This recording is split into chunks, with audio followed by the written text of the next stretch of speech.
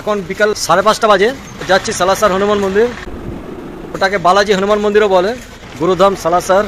দেখুন লেখা আছে উপরে জয়পুর, এদিকে রিঙ্গাম খাটু শ্যামজি মন্দির, যেখানে আমরা সকালে গেছিলাম, শিকারে আছে ওটা, সেখান থেকে আমরা এসেছি। এক পাশে মরুভূমি, আরেক পাশে এই অঞ্চলগুলো সব দেখুন, প্রচুর ভক্ত চারিপাশে। এই যে এটা হচ্ছে মন্দির, শ্রী বালাজি মন্দির সালাসার ধাম। শ্রীরাম জয় রাম জয় জয় রাম, শ্রীরাম জয় রাম জয় জয় রাম।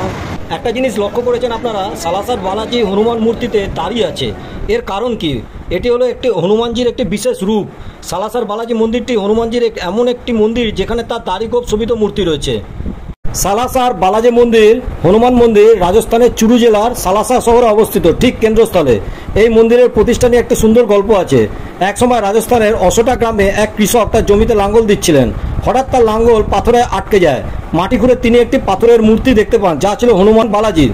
সেই রাতে মোহনদাস নামে এক সাধু স্বপ্নে হনুমানজিকে দর্শন করেন এবং মূর্তিটিকে সালাসারে নিয়ে যাওয়ার নির্দেশ পান।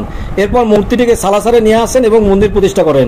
এই ঘটনার পর সালাসি বালাজি মন্দিরে ভক্তদের কাছে হনুমান জিউয়ের একটি গুরুত্বপূর্ণ তীর্থস্থান হিসাবে এখন খ্যাত। প্রতি বছর চৈত্র আশ্বিন মাসে এখানে বড় মেলা বসে।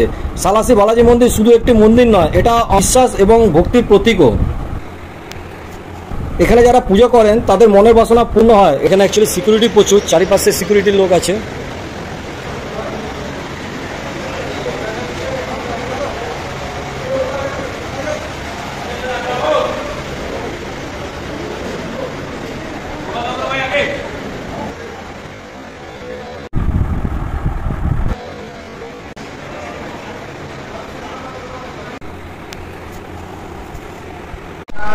এই গেটটা দিয়ে আমরা বেরিয়ে এলাম পুজো দিয়ে। এখানে যারা মানত করছে তারা এখানে দিচ্ছে সে বালাজি মহারাজ কা প্রসাদ। यहाँ ওই যে সিঁড়িটা দিয়ে আমরা ঢুকেছিলাম ওপাশের গেটটা দিয়ে, দর্শন পেয়ে গেছি আমরা, প্রসাদও পেয়ে গেছি একটু।